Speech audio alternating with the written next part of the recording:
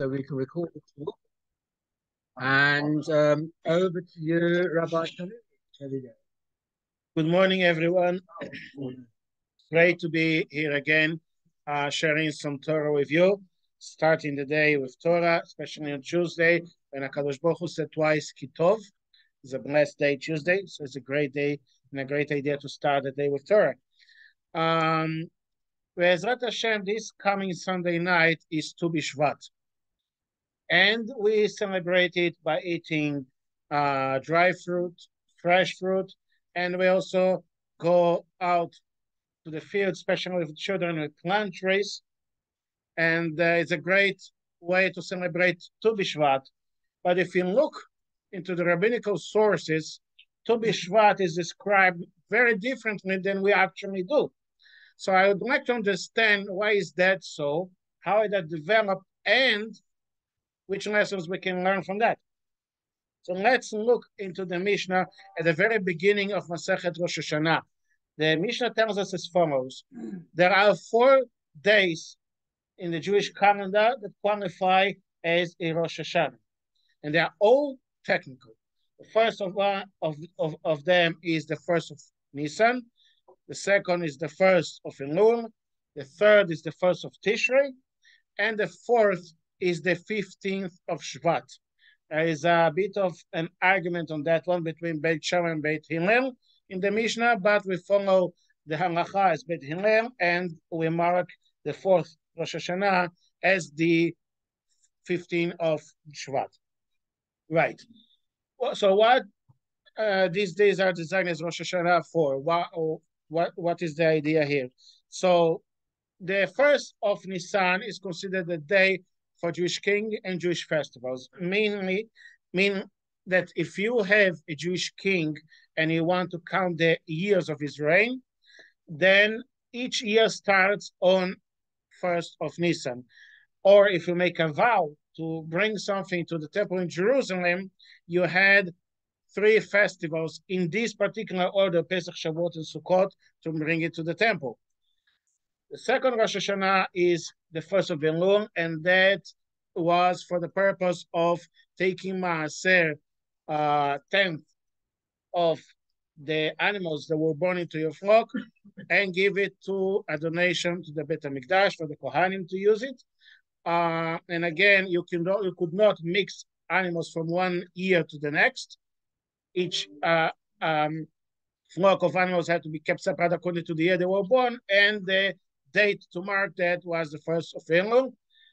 Likewise, the 1st of Tishrei, in as much as we consider it as a Rosh Hashanah, the actual meaning to the Mishnah is the fact that if we plant vegetables and we have harvest the produce, and again we want to take Maaser, a 10th, to give it to the Levi, to the Kohanim, or to whoever it was do that particular year, again, we could not mix produce from the previous year to the previous year, so therefore that would be the day to mark that is Rosh Hashanah, the 1st of Tishrei. Last but not least, the 15th of Shvat was the same idea of taking Maaser from fruits that grow in trees. That would, again, we can't mix fruit from one year to the year before, and the day to mark that is the 15th of Shvat. As we can see, purely a technical day. So how come Tu B'Shvat has evolved into what we do today? Before I do that, I'd like to make a small remark. If we happen to come into the supermarket and purchase fruits or vegetables that come from Israel, and you normally can see the origin in the pack, you must take Maaser from those fruits in order to consume them. There's a very, very easy service for the Kehillah called Maaser Text, in which you text the word Maaser to a specific number, which I can give you after the talk is finished. And then you receive permission and instructions how to perform that. It takes a few seconds and is available for free for the whole Kehillah. So how did Tu B'Shvat evolve into what we do today? As we said, Tu B'Shvat is all about taking Maaser, taking a 10th from what has grown and give it away to as a donation to whoever was due that year. That highlights the specific status of the produce as well as the land of Israel as something special. Hence, we cannot use it without the proper mitzvot being performed. So therefore, that was the beginning of transforming or evolving Tu B'Shvat from a purely technical day into a day that we celebrate as a festival. We find historically that the Jewish community of Worms in today's France, then Germany, or as we call it in Jewish vernacular, Vermaisa, the community of Vermaisa used to give out sweets and cakes for the children and a day of Cheder. Would take them into the fields. They would may have them play, have them do whatever they did. So the children will be educated to understand that this was a special day. Further, later in around the mid 700s, we find a mention of Tu B'Shvat in the Magen Avraham, Siman Kuf Lamed Aleph, Seif 16, and the Magen Avraham states that Ashkenazi community specifically started the minhag of eating dry fruit on Tu B'Shvat. And why is that? Because back then most dry fruit would be brought from the Middle East and very probably from the land of Israel. So as a token of appreciation to the land of Israel, they would eat dry fruit. And the land of Israel was blessed with delicious and nutritious fruit. Like we all know the pasuk, Eretz Chita U'Sorah, and land has been blessed with grapes, dates, olives, pomegranate, and figs. So most of these fruits can be dried, candied, and exported. So therefore, Ashkenazi communities started having that as a part of the Tu B'Shvat meal, and that was the reason why we actually do that today. We eat dry fruit, or fresh fruit, or candied fruit in order to mark the holiday of Tu B'Shvat. Then we start doing something else, which is caring for the environment by planting trees. And why will we do that? The first mitzvah that Kadosh Baruch Hu gave to humankind in general was to Adam and Eve in Gan Eden not to eat from the tree of knowledge. We forget that they were commanded to eat from any other tree besides this one. That was the first mitzvah related to a tree that Hashem gave to humankind. Later on in Torah, if I remember correctly, in Parashat Kitetse, in Sefer Dvarim, Torah introduces the mitzvah of Bar Tashchit, not being wasteful, not to waste needed resources that our people could make good use of them. And the Torah gives us the following example: Ki ha'adam etz hasadeh, is the person, is the tree compared to a person that can flee from the battlefield. So again, you see a relationship between man and trees. We can go further into it. David HaMelech, King David, opens the very first chapter of Tehillim with a comparison between man and tree. In the third pasuk of the first chapter, he says, "V'haya ke'etz shadum apagi mayim." A person is like a tree planted beside streams of water, which yields fruits in season, got good foliage and good shade, and whatever it produces thrives. So David HaMelech is comparing a person to a tree. I'll go even further. Every Friday night, especially when we have a choir, we sing the pasuk Tzadika Tamar Ifrach, Keres Ban Levanon is gay. The righteous blooms like a date palm. It thrives and grows like a cedar in Lebanon. So again, David HaMelech is comparing a human being to a tree. And why is that? which is the reason why we educate our children to plant trees on Tu B'Shvat. If we compare the way we have vegetables growing from the land, produce, to the way we get fruits from the tree, we find an interesting analogy. To grow vegetables, we have to invest a lot of work and effort.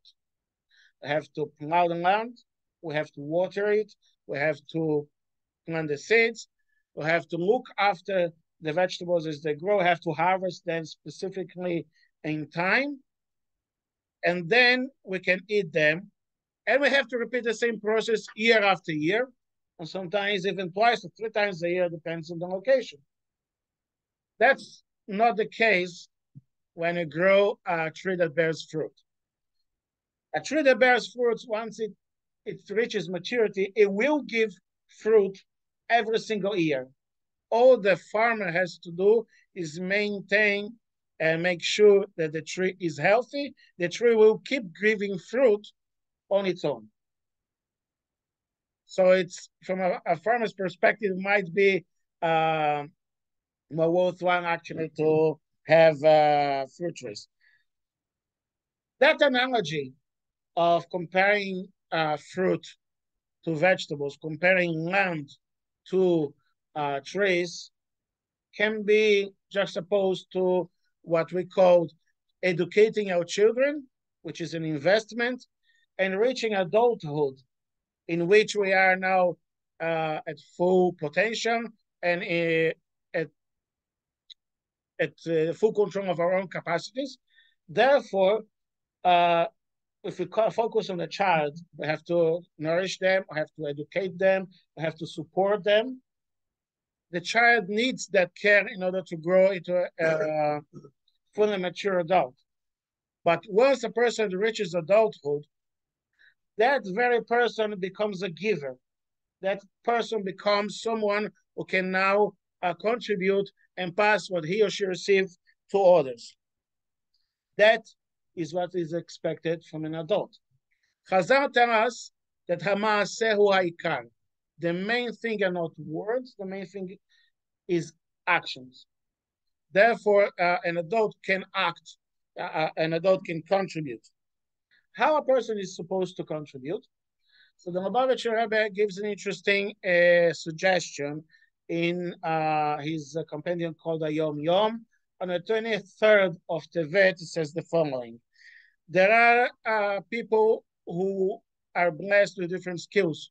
Some have vocational skills, some have technical skills, organizational skills. Others are blessed with wealth. Every person is different. Just like everyone's got a unique face, so everyone is blessed with a unique set of skills. And that set of skills that makes us unique is what we can contribute to the larger Kehillah. None is expected to contribute in the same way. Everyone should contribute to the communal effort in what Hashem has blessed him or her. Just like a tree can give fruit. Now, David HaMelech, interestingly, he compares us to two types of trees, a cedar and a date palm. And they're very different. If you have pictures of a cedar, especially if they're planted in Lebanon, which is where they grow to mighty heights, and they're very strong trees. It's actually, they say it's the strongest type of wood in the world. They're majestic, they're awe-inspiring, yet they do not bear fruit. A date palm, on the opposite, is a tree that gives fruit. It might go into a tall tree, but even so, it's not as majestic as a cedar. So why is David HaMelech comparing us to both? The cedar reminds us of a person who, by his or her own presence, gives us inspiration. That person inspires, teaches others by mere example. by behaving in a certain way, he or she inspires others to do things without even having to say a word. Others might not inspire by example, yet they have the capacity to educate the next generation into bearing fruit. First, you plant them in the ground, they grow into a beautiful, majestic fruit-bearing tree, and they on themselves, on their own, later on, will be the ones educating the next generation. So David HaMelech says, a person is compared to a tree. You might have one set of skills, or might have another one. You might have a talent here or a talent there, and yet you can inspire the community. You can contribute. You can help, and it's expected for a person to do so.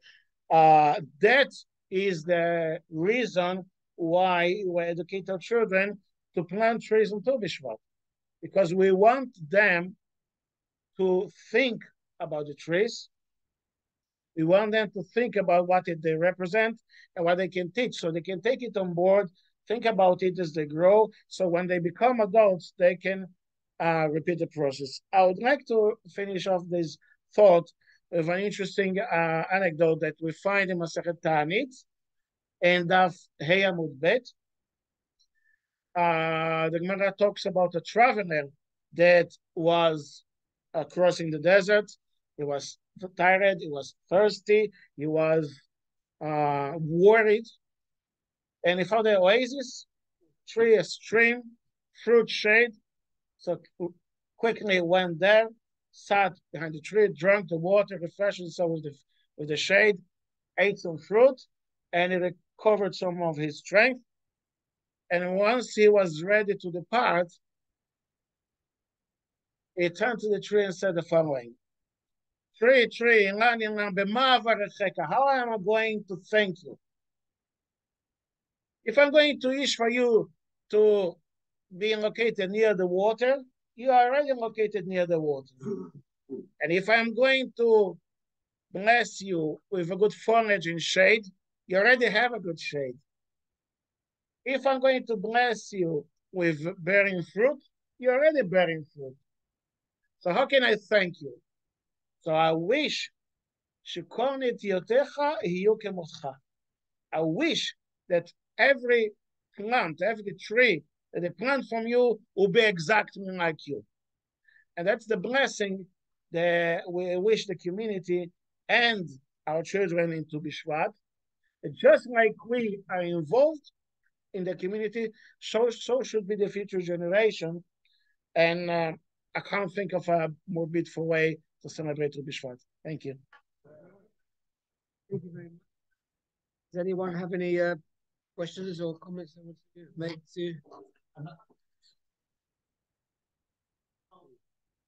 You can't pick fruit from trees until they're 2 years old. Which was I learned this because my son had an upshed, and since the other comparison, you don't cut the hair till 3 years old. This is also another comparison between. So